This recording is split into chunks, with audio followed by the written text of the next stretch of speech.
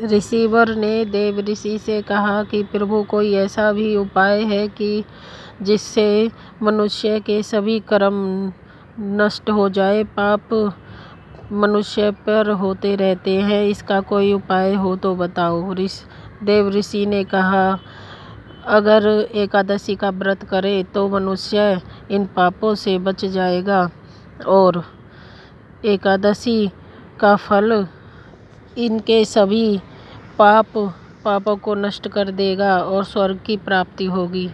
इस प्रकार देव ऋषि ने रिसीवर से कहा।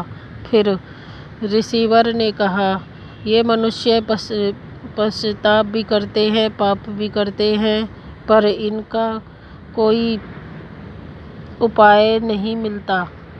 तो देव ऋषि ने कहा, ये एकादशी व्रत का उपाय है, ये स्वर्ग की इनको प्राप्ति होगी और इनके सब पाप नष्ट हो जाएंगे। इस प्रकार देव ऋषि ने रिसीवर को बताया। नारद जी ने भगवान विष्णु से पूछा, प्रभु, क्या एकादशी व्रत करने से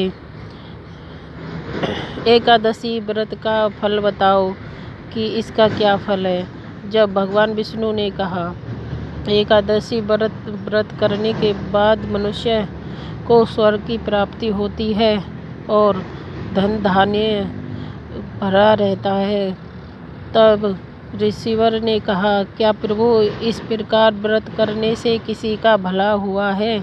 तब भगवान विष्णु ने कहा, हाँ, तुझको एक वार्ता सुनाता हूँ, श्रवण कर।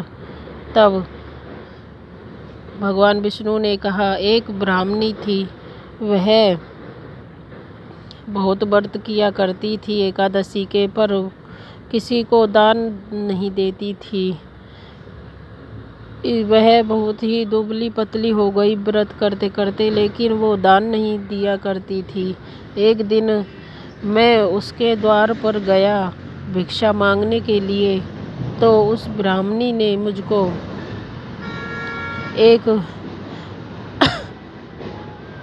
एक मिट्टी का डरा उठाकर दे दिया। मैं उसी को लेकर स्वर्ग में चला गया।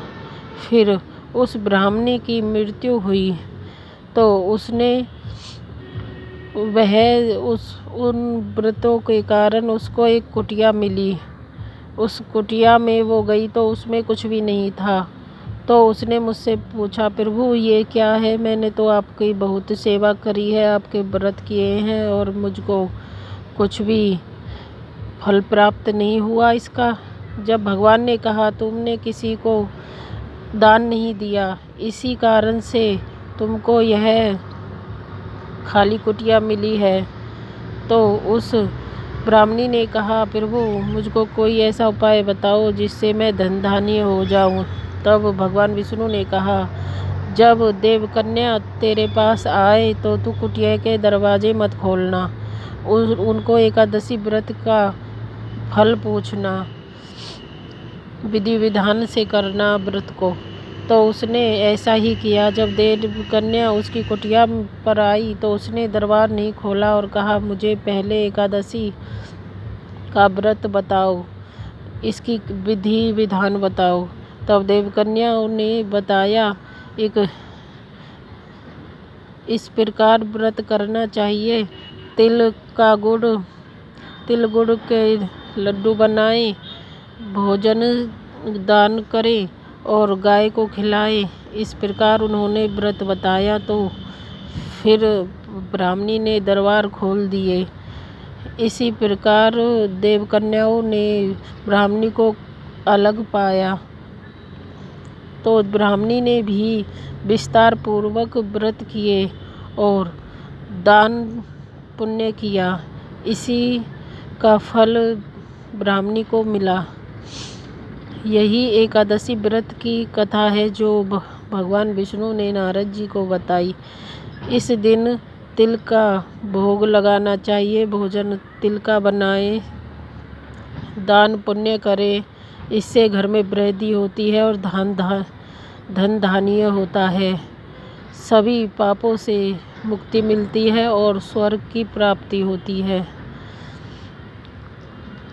अगर वीडियो अच्छी लगे तो इसको लाइक और सब्सक्राइब ज़रूर करें और ऐसी कथाएं सुनने के लिए मेरे चैनल को सब्सक्राइब करें और प्रेम से बोले जय विष्णु भगवान की, जय माता लक्ष्मी की।